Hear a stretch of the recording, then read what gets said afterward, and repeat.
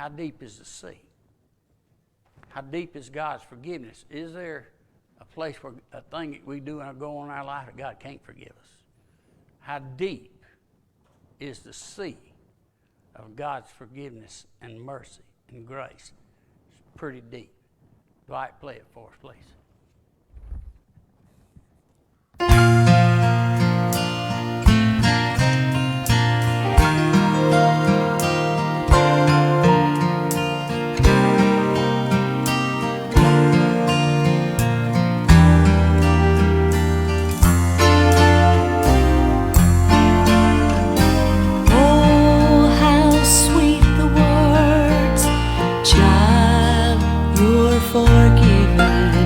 He spoke to my soul. That night I knelt in prayer. It's hard to believe He would take my tattered garment and give me a robe of solid white to wear. How deep is the sea where my sins have all been buried? I don't want to be reminded of the one I was before. What God has forgiven, He has also forgotten, and they'll never be remembered against me anymore.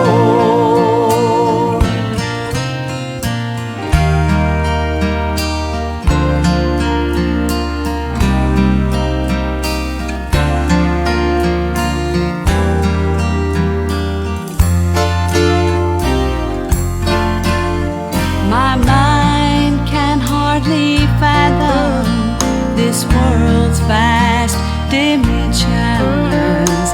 Time and space have always marveled me,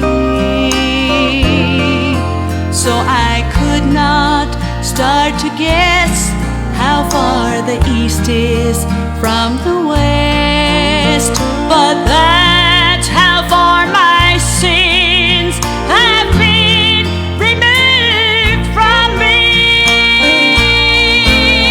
How deep is the sea where my sins have all been buried? I don't want to be reminded of the one I was before. What God has forgiven, He has also forgotten, and they'll never be remembered against me anymore. No, I can't help but wonder how deep is the sea. How deep is the sea? I can't help but wonder how deep is the sea. What a beautiful song about the grace of God and mercy of God and the forgiving power of God. In the book of Ruth, where we left off, we've been in 2 or 3 weeks now. Won't be in it much longer. I hope we'll get through with it. When we last saw Ruth, she had been gleaning in the fields to feed her and her mother-in-law. While she was there working, the owner of the field came up, and he watched. And of all the people, women and men, that were in the field working, this one lady caught his attention. He goes up to the foreman that's over the field, and he says, "Who is that lady that's working so hard?" The foreman said, "That's Ruth. You remember Naomi? Well, what we're going to find as we go through tonight, does he remember her? They're in the same family. And this makes all the difference in the world when you get in the right family. And that's going to show that with our study as we move along in this message tonight. So Boaz tells her, what? I know you've been working hard in the field. You've been picking up what's left in the field. But I'm going to put you out there just like the rest of my folks. And you don't have to pick up what's on the ground and what they left you to pick. You can walk right along with them and pick what they pick. I'm going to protect you, he said, and I'm going to take care of you. Because there's something here that I believe he sees working. And when we see these things, what we're going to learn, remember I told you the whole key theme of the book of Ruth is this term, kinsman redeemer. Kinsman redeemer is the key to the whole book of Ruth. So when they have this encounter and he tells her these things, that he's going to protect her, he's going to take care of her, and all of these things that he's told her. So he urges her to stay. Don't go, there's a lot of fields you could go to. But he very plainly says to her, you don't need to leave here and go to any other field. Everything that you needed will be provided here for you. And you need to be here. And so what we see here is this. She didn't know it. Where had she come from? Nothing. They were hungry. Her husband is dead. She and her mother-in-law moved back. Have nothing much at all. But now God is about to prosper her. God is now about to bless her. Probably in a way that maybe she hasn't ever been blessed before. Why? Because she started serving him. She started worshiping him. And now that he has told her these things that has happened, and as I read and studied, she's now worked in the field for approximately 2 months now. And of course, he's been watching her and seeing her all this. And so when he tells her, I'm going to feed you, I'm going to take care of you, I'm going to protect you. Well, that evening when the work is done and she goes back home to her mother-in-law, Ruth, and that begins the 3rd chapter of Ruth. She goes home. Then Naomi, her mother-in-law, said unto her, now notice this, she doesn't call her daughter-in-law, she calls her daughter. Shall I not seek rest for thee, that it may be well with thee? And now is not Boaz of our kindred? We're about to see the real deal now. With whose maidens thou wast, behold, he winnoweth barley tonight in the threshing floor. So what she's saying is she uses the term, is he not our kinsman? Is he not in our family? Now you got to remember, and I've told you this, that the family is the key to this. This whole deal here is being in the right family. Well, she happened to land when they left Moab and went back. She went into a field that she didn't know who owned it. And when it's all said and done, she finds out that the man that owns it is part of Naomi's own flesh and blood and family. Folks, let me tell you something. That made all the difference in the world right there. Let me tell you, being in the right family makes all the difference in the world. Being in the family of God, which she was also, makes all the difference in the world. Who our family is important. In Old Testament days and in biblical days, it was much more important than probably we may think now. I want to just read you some of the law in the book of Deuteronomy concerning your family and things that happen. A kinsman redeemer has, and I don't know if you remember this, but maybe you will. He has, according to the law that is written in the book of Deuteronomy, the kinsman redeemer has tremendous responsibility for all of his family, all of them. She called him a member of the family. So this is what the book says in Deuteronomy concerning this. What does a kinsman redeemer do? Number one, he can avenge a murder. He can marry his brother's widow so they can raise up a son together. Remember when they went there? What did Ruth tell her? I'm not going to have any more children, and so you need to go and find you somebody else. But she said, no, I'm going to go where you go. To find, he would be one that could marry the widow and raise children with her. Number three, he could take and redeem any of the family's land that in that family that they owned. He could take responsibility, and he could, if it had been sold, he could get it back. He could, if a family member had been sold into slavery, he could possess that land that they had before they left. Or it was his job, and this is where we come in, to take care of the needs of the people in his family. Naomi was that. Right family, right redeemer. Now, this is the key. The first opportunity to be a kinsman redeemer is if you're the oldest brother. Like if her husband died, if there was one in the family, the oldest one would be the redeemer. It says first to the brother, second to an uncle, third to an uncle's son, fourth to any relative in the family. So that is what a kinsman redeemer, he can do all of those things for his family. And so when we see here and what happens, she says he is our relative. Our relative. He is the one. Now this is what's going to happen. This is a lady knows the Lord. This is a lady knows her family. This is a lady that knows somehow or another what's about to take place.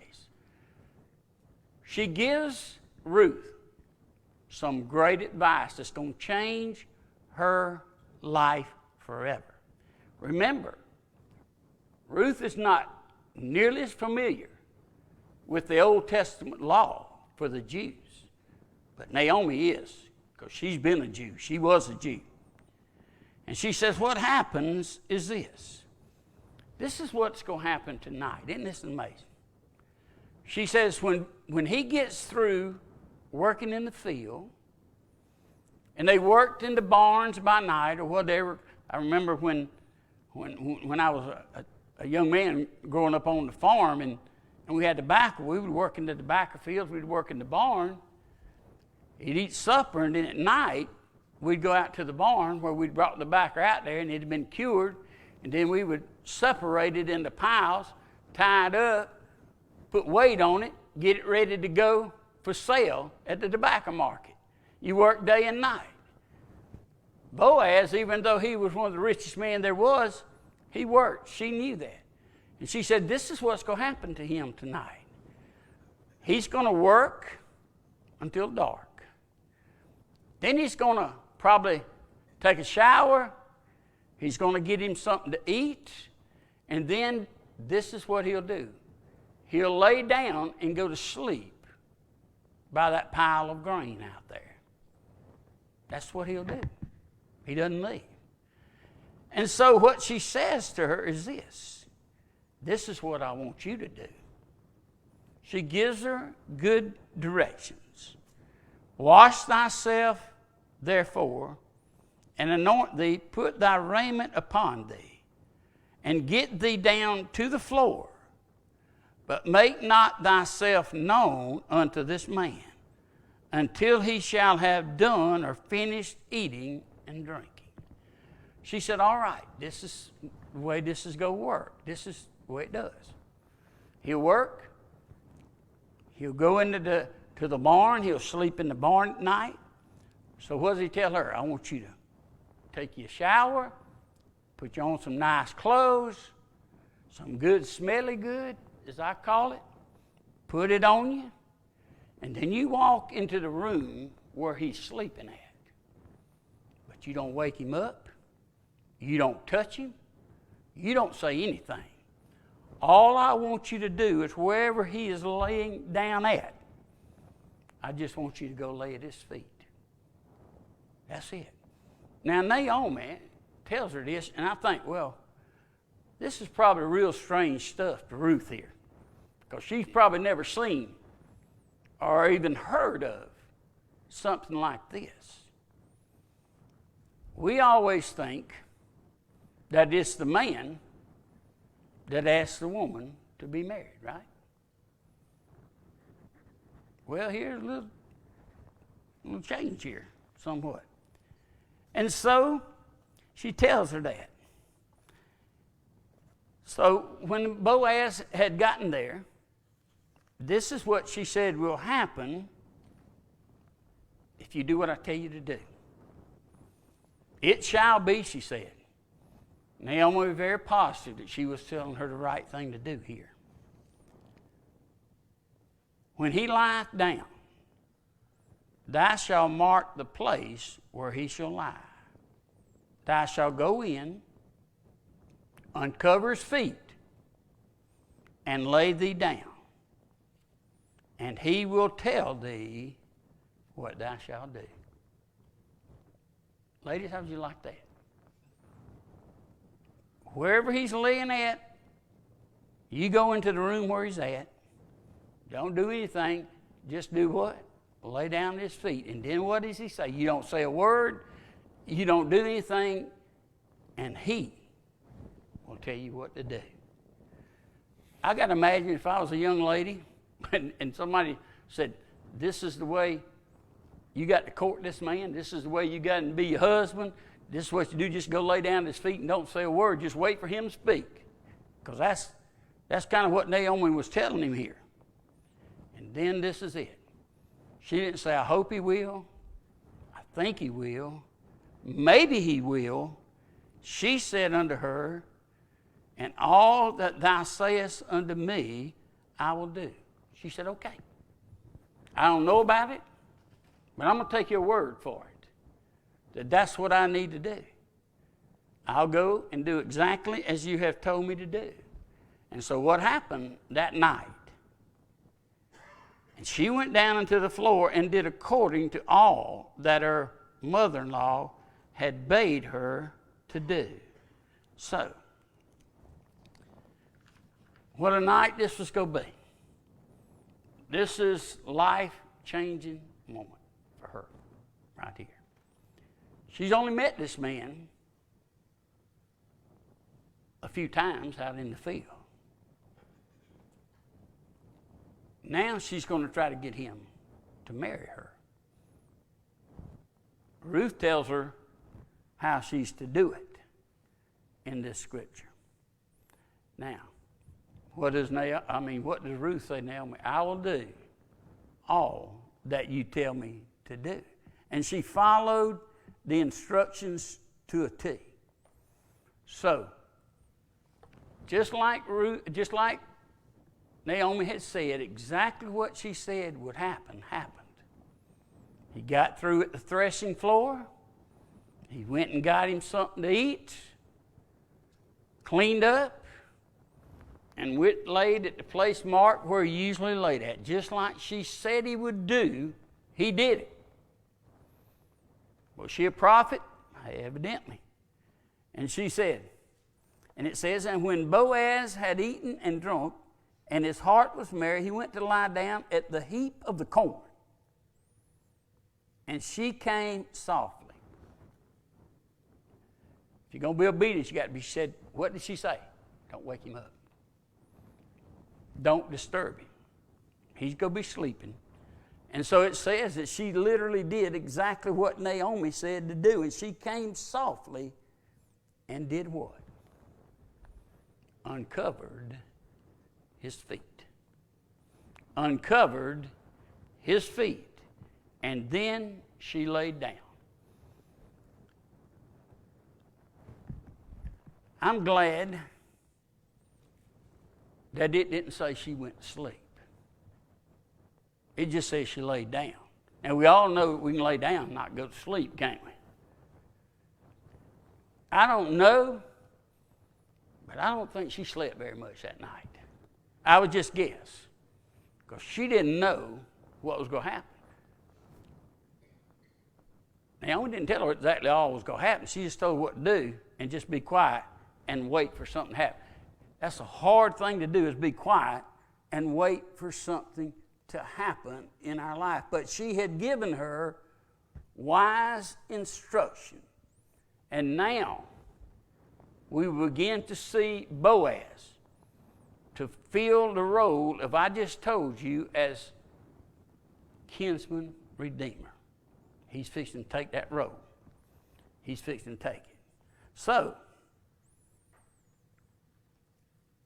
and it came to pass at midnight that the man was afraid, talking about Boaz, and he turned himself, and behold, a woman lay at his feet. Something woke him up. Wonder what that was. Listen,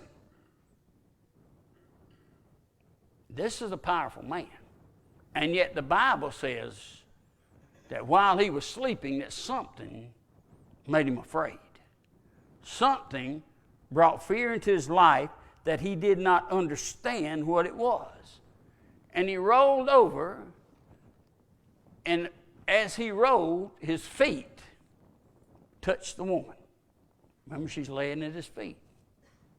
Now, that had to shake him up, or that had to scare him. I would like to believe some way or another in here.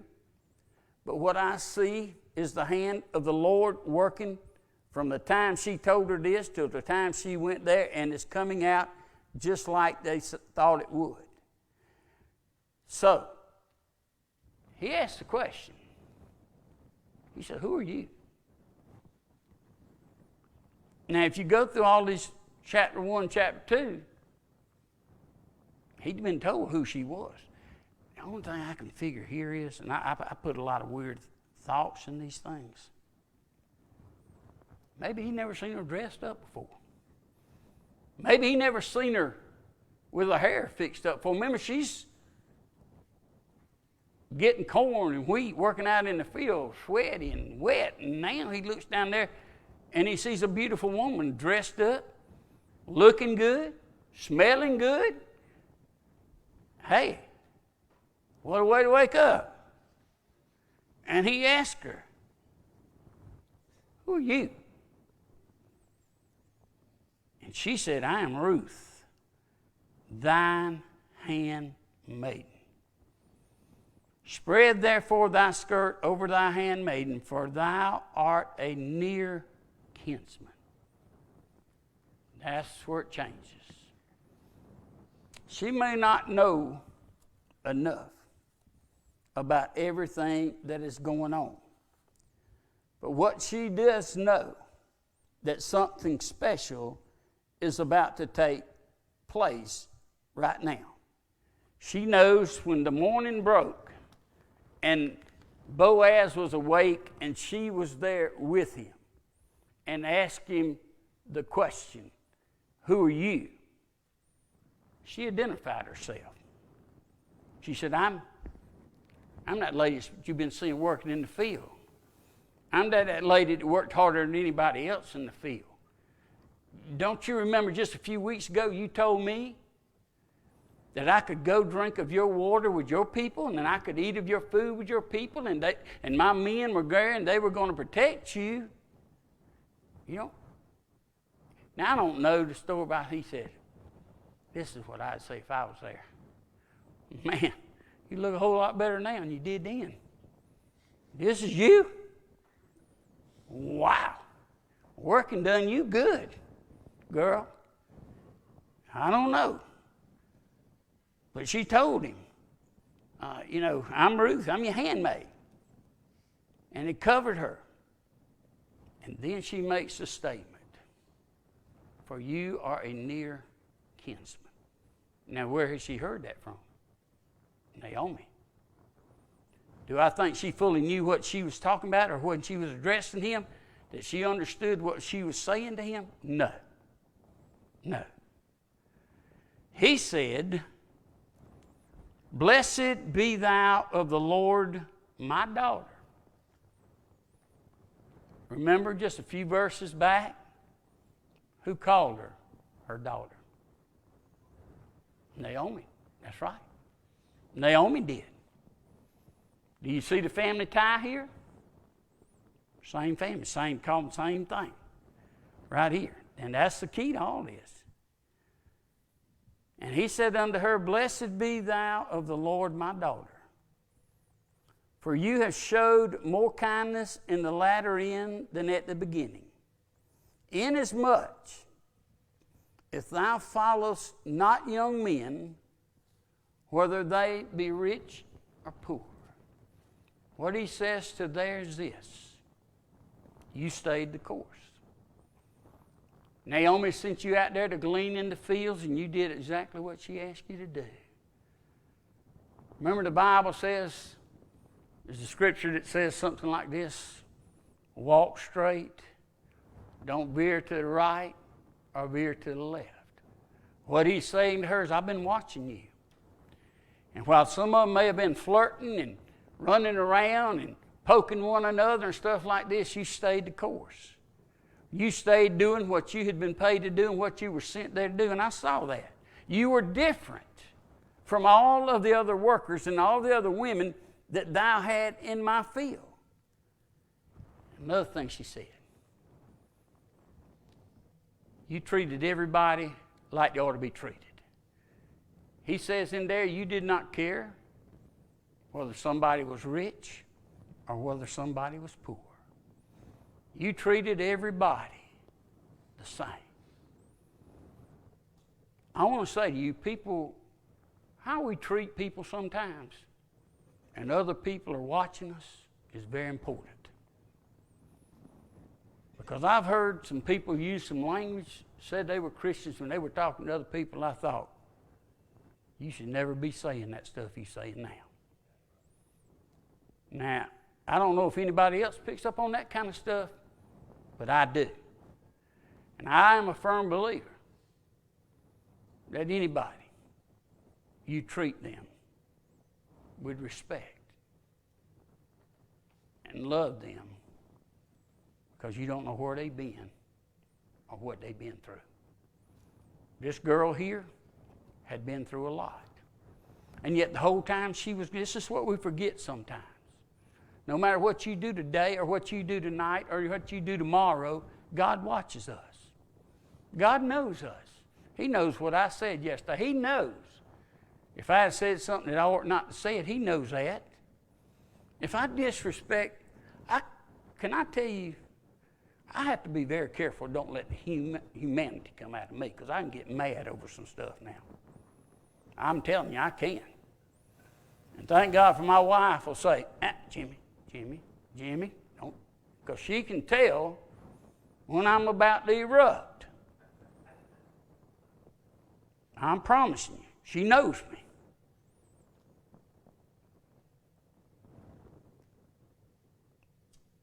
You have to be careful, because people are watching. And remember this, and I tell you this all the time.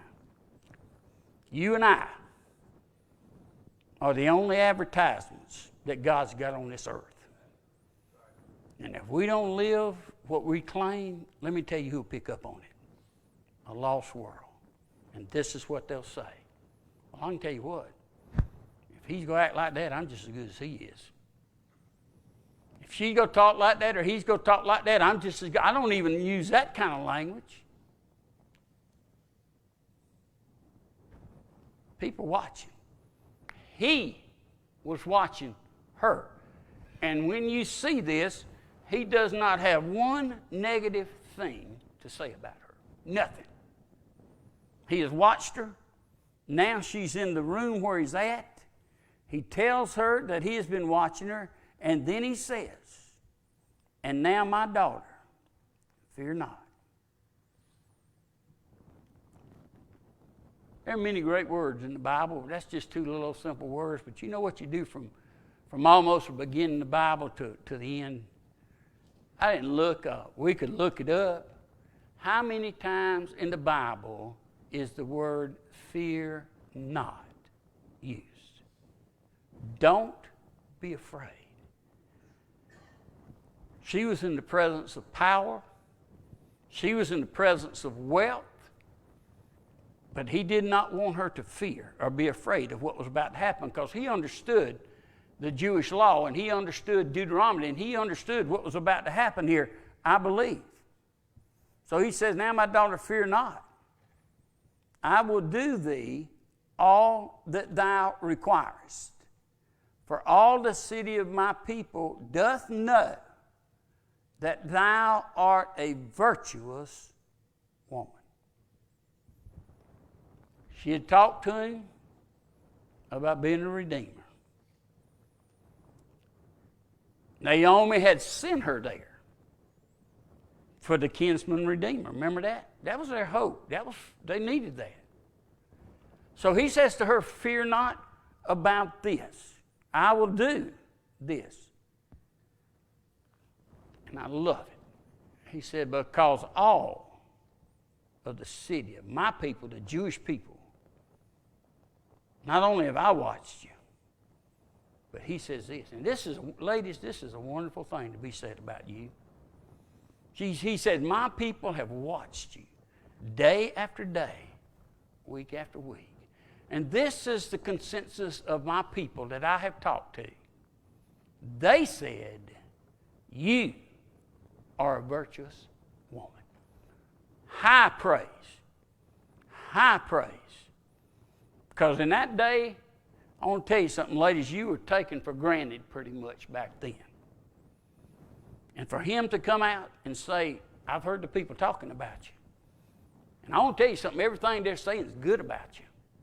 You are a virtuous woman. And you go over in the 31st chapter of Proverbs, there's a whole story in there.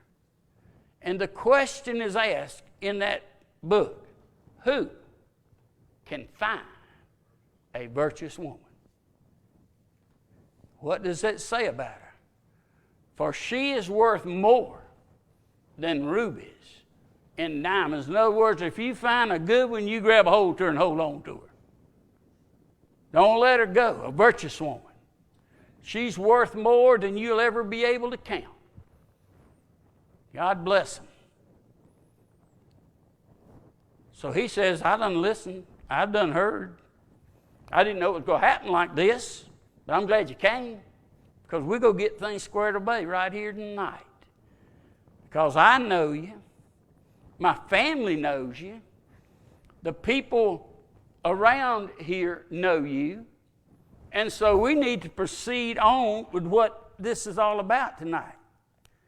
Thou art a virtuous woman, but now it is true that I am thy near kinsman.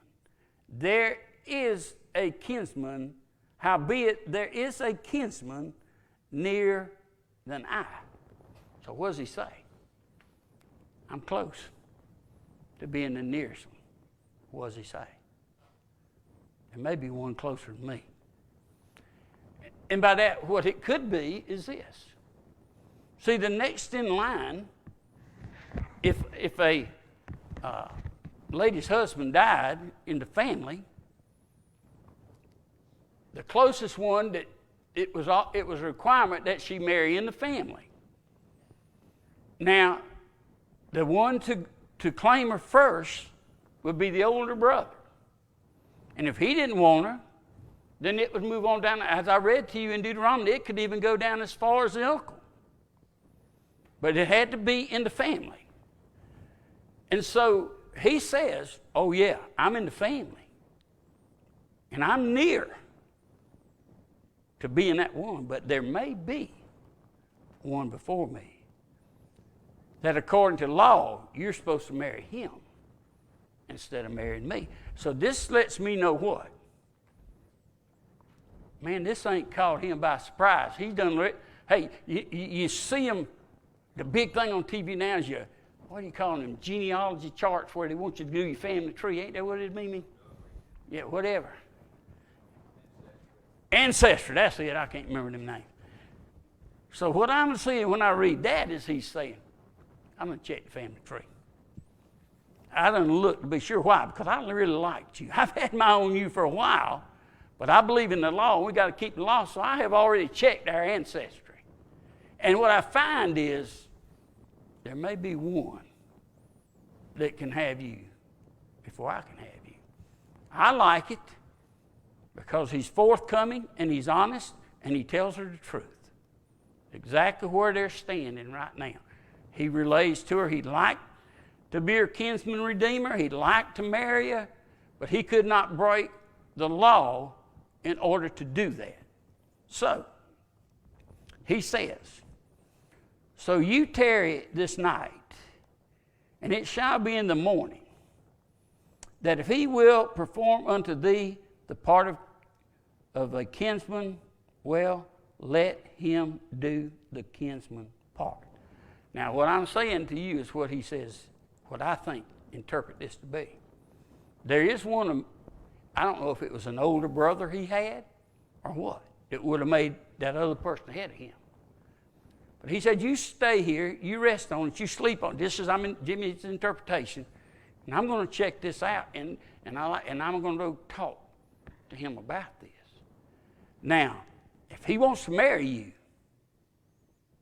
there's nothing I can do about it. He's got priority. But he then says, what? But if he don't want to marry you, I'm next in line. Folks, this is a God thing. This is a God thing altogether. God is putting this together in like our lives like he does. So I imagine she had a tough day night while all this was going on. And he says, but if he will not do the part of a kinsman to thee, then will I do the part of a kinsman to thee, as the Lord liveth. Lie down until the morning, until I go find the answer, till I come back and find out if we can get married or not. He wanted to obey God. He obeyed God all his life, and you know what? He didn't want to slip up right now and do something that violated the law. So he does it. She lay at his feet until the morning. She rose up before one could know another, and he said, let it be known that a woman came into the floor. Also, he said, bring the veil that thou hast upon thee. Hold it, and when she shall be measured 6 measures of barley, and laid it on her, and she went into the city. So let's be quiet about this thing. You've been working. You go out of here like you've been on the job till we figure out what's going on here. These 6 measures of barley gave he to me, for he said to me, go not empty unto thy mother-in-law. We're going to leave here. You know, I know y'all don't watch none of these kind of shows, but if y'all ever watch a show or something where a husband's cheating on a wife or a wife's cheating on a husband, now they kick me off the air for talking about this stuff, but it's a fact, ain't it?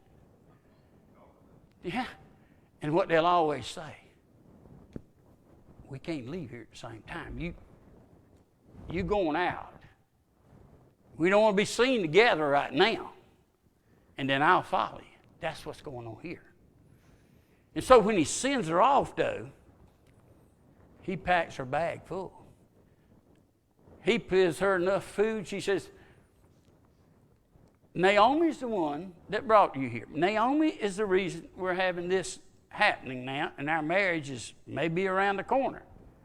So I'm going to send her an extra abundance of food. And so I want you to take back home with you this extra food to give it unto Naomi for what she has done. Go not empty unto thy mother-in-law. Because, see, this is what I think. And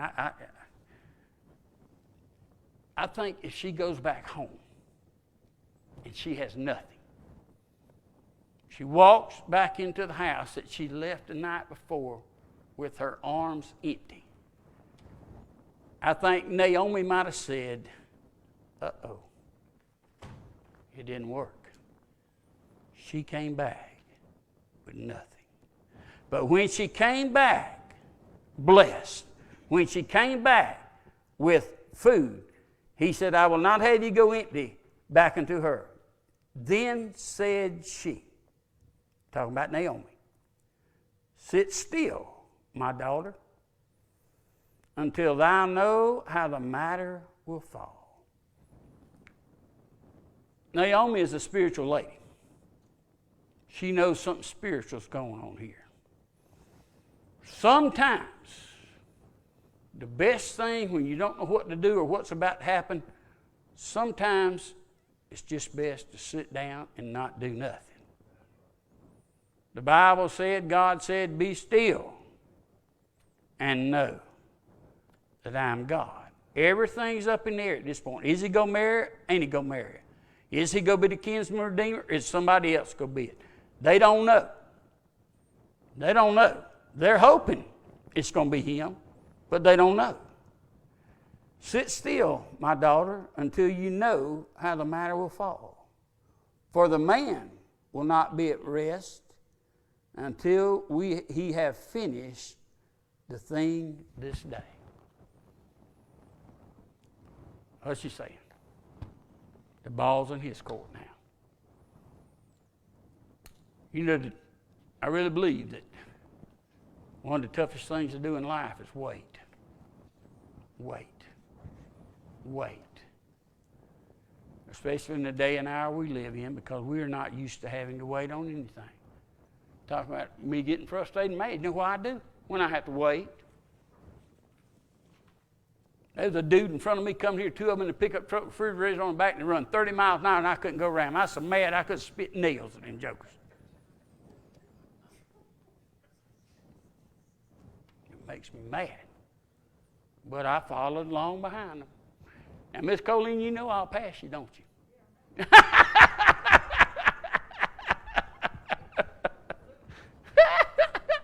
Yep, I will. But I couldn't get around. There's too many people coming. Everybody must have left Sumter and went down 15 today. Wow. So I was fit to be tied. Finally, they turned off. I said, thank the Lord. Praise God. They gone. Hope I don't ever see them no more. That ain't no attitude for a preacher to have. It ain't. But she said, we ain't nothing we can do now but wait. And I will give you that little story because I didn't like waiting. I don't like waiting. I ain't going to wait much. I went in the bank the other day. There was 8 people in line. There was one teller there. I got up and walked out and left. I ain't waiting like that now. That's just SAR service. That's all that is. Nah. I just go, instead of putting it in the bank, I just go spend it. How about that?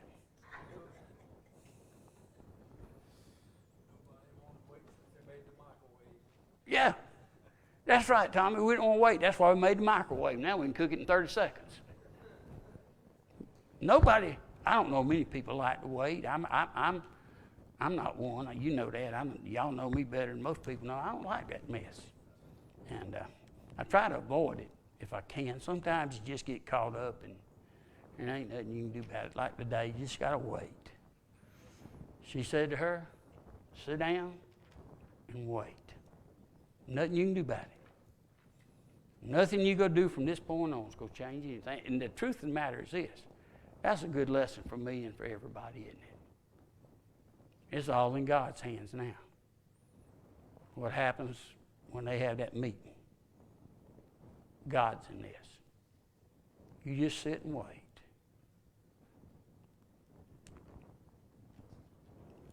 So we'll wait and we'll see what the answer is next Wednesday night. How we respond and what happens, and get a more fuller definition of what a kinsman redeemer is. It's got to be in the family. That's one of the reasons our Redeemer is Jesus. You know what it says about you and I that are children of God? We're in the family, right? Okay. All right, thank you for being here tonight. We appreciate it. We're going to Hope God bless you tonight. God's in charge. It's just waiting on Him is a hard thing, and it's hard for me. It's hard for everybody sometimes for God to do something, but He'll do it in His time. We're going to have a prayer time now, and if you got your prayer sheets with you, let's look at those there for a minute.